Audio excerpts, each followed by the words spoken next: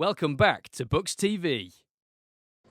Gary, finally back at the club. New season ahead. Obviously, it was frustrating, I guess, last season. Playing so well, you got the squad doing what you needed them to. And I guess for the fans now, they may see it as wholesale changes at the end of the season. There are players that you've kept a spine of a squad there. Obviously, your two keepers have gone. The odd other player throughout, I would say probably. Do you feel like you've kept the core of the squad that you wanted to build on for this season? Yeah, obviously we sat down, me and the chairman, and discussed what we needed for next season and what we didn't need. And obviously I know we got rid of about 6 or 7 players, but we brought 6 or 7 players in that's, again, in our view at our club, is a step ahead. So that's why we did it. We're happy with the players that we brought in, very happy. We still haven't finished yet. We've still got to try and get a couple more over the line, which hopefully this week will be finalised for the squad. And we've got some really good young lads coming through, which is really nice, from the academy, so that's really good as well. So we'll be looking at them pre-season. So yeah, on the whole, we're really pleased with what business we've done. And obviously, I know the lads have left, and they've been good lads for us. But sometimes in football, you have to be, you have to be ruled with your head, not your heart. So that's what we did. Yeah, as you say, 6 or 7 have gone out. You've already got 6 or 7 back through the door. Theo comes in goal. The likes of Lyndon Meikle, Ash Chambers, Foxy. Have you brought in players you feel that are of the calibre that this season you can really build on what was last season, and you were already proving you were going to challenge? Do you feel like the players coming in are going to bring that step up and really go and have a go at things this year? Well, we scored a lot of goals last year, but we did miss a lot of chances. So hopefully bringing Ash Chambers in to work with Diego will be plus. Midfield, well, we know what our midfield's about. Obviously, with Tommy Elliott, Warren Clark's back at the club, which is a great plus. Hurst is still stayed. We have lost Reece King, which is a bit of a loss. But we've got Lyndon Meikle, who's playing England C and that. And also we've signed Ben Mills from Kettering. And he's very good. Ben, he likes to get on the ball and show his quality through, which is very good. And also on the set pieces. And then obviously back 4 wise, we brought Fox in at left back. He's very attacking, very, front running. Curls, obviously last year, be like a new signing, because first game he only played 7 minutes, didn't he? So obviously then the COVID come. So we got that, and then obviously 2 centre halves. We've signed Ben Middleton, who's really impressed us in training.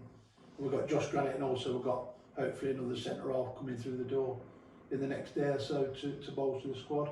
And then obviously we've got Theo, the keeper at Manchester United, up to under 19, played in the conference last year with Kings Lynn. He was up for grabs, had a chat with him. He's very athletic, kicks it well. To be fair, he's a very good keeper. So again, he's come in, he's chuffed a bit to be at Buxton, and all the lads are. That's the main thing, Dan. Again, this season we've looked for Team Buxton when me and the chairman, or even if the chairman's man, because obviously I haven't been so well, we've kept to our Team Buxton, and this is what it's about. And all the lads have wrote into it, or gone into it, and we're really pleased. And they're out there again now training, and they're doing really well. So I'm really, pleased. The squad's coming together nice. As you say, the squad, obviously you have had a chance to see a few of the players. Obviously the back end of last season, the development squad got going, your lads able to train and just keep fitness about the club. Obviously COVID really hit on what people could do, particularly as a club, and what we're allowed to do. As we said, some of the lads managed to get a little bit of training and get the fitness in, gave a chance for someone to come in. Pre-season's now, we've started it now officially. Yeah. Do you feel it's good that business is almost, I know obviously there's always little bits that go on, but as a general sense, your business is done and you can be like, right, this is what I want from pre-season, and come game 1 of next year, yes, we're a unit, we're a team, the lads know each other, and will that be quite a big factor for your squad going into next season? Yeah, because a lot of the lads that signed knew this year, knew the lads that's here anyway. So it was a big plus for us, like the lads who come from Kettering knew the lads who come from Kings Lynn, and there was all mates before, so it's a big plus for us. Like I said last season, and I said this year, we've got to become mates quick. But the good thing is, they all are out there because everybody knows each other, which is good. So the banter's flying around now, but the hard work is there. They ain't shirking. You know what I mean? They're not shirking. It's good. You know what I mean? Some of them are staying extra for shooting and things like that, which is good. That I'm keeping my eye on. So yeah, the lads are working really hard. Fitness is the key again this year, Dan. For us, we've got to be as fit as possible to get at sides how we want to play. We've discussed how we want to play. The lads are like read into it as well, and that's how we're going to do it. And hopefully we've got another 4 or 5 weeks before we start, maybe a bit longer. Say 6 weeks.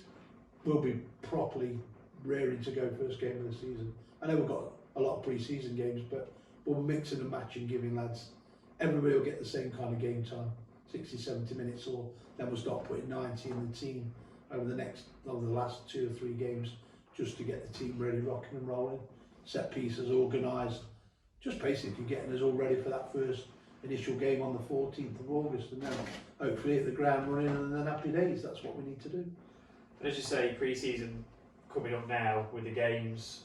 We'll put the games on screen for the fans, just to remind them it's going out on the social media, and obviously we'll get it on the website. Yeah. We start with Nuneaton on Saturday. Yeah. Played last year, great test for this level. Another tough test again. They've signed some really good players, and I know Jimmy always does. Nuneaton are always a tough team, but I know we're not playing for anything. But it gives me a chance to see a yardstick how my lads are compared to Jimmy's. Do you know what I mean? Because they've had a couple of games already, so it'll be nice to see how we fare up. But we'll go there, give them a good game. We'll be organised, and that's the main thing. And I think the big thing with all these pre-season games, you're looking forward to I guess just seeing the fans again. Yeah. We had some of those games where it was limited, or we've had time away from them. Obviously, we get a lot of questions from the fans coming in. They want to know what the club. But obviously, the big thing is really getting them back up to the top of Southern Stadium and letting them see the lads properly. Because obviously, whatever we do, it's better for them to come and see it, see you. Yeah. And you're looking forward to having that noise behind the players. I am. A lot of the fans have been messaging me saying, "Oh, you're slow behind the social media," but we're not. We don't shout from the rooftops. What we've done, we do Books TV like we're doing now, me and yourself, and then you interview a few players. And we're not one of them clubs that, oh, we bought a bottle of milk today, put it on social media. We're not like that. If we put something on social media, or you do it, it's substantial that the fans should take out of it. You know what I mean? We're not just going to put anything on for the sake of it, because we're not that kind of club. Well, I guess it's good for you to see the fans, and yeah. because, you know, we want to be an all-inclusive, and obviously I've spoken to some of the fans and said we want to get them in on these sort of things, so on some match days, do some Books TV where obviously they can sit, they give their opinion, because at the end of the day that's what football fans are. They're going to have their opinion. It'd be brilliant to do that. We want to see what they think of the squad, and I guess you know, keep encouraging you guys, but obviously again, we'll play Barnsley on the 13th, so get as many down as they can. They're on about a new drum. Get the drum, bring the drum.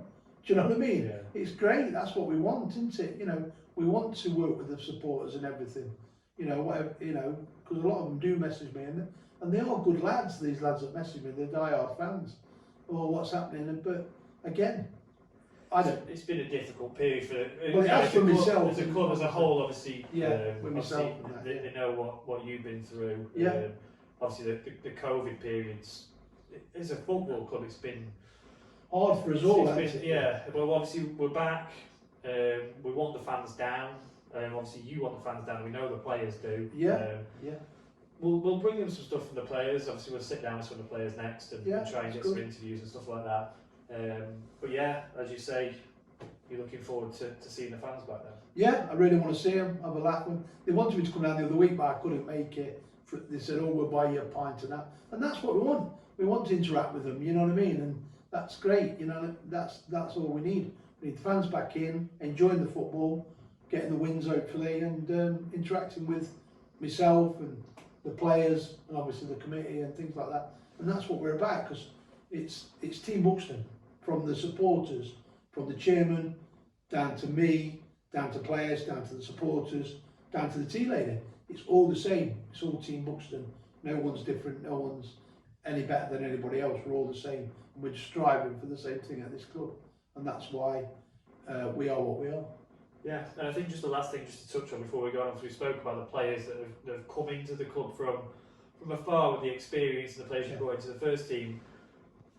We announced the signings of the two academy graduates, I would say, I guess. You and Kat and Jack Dillingham.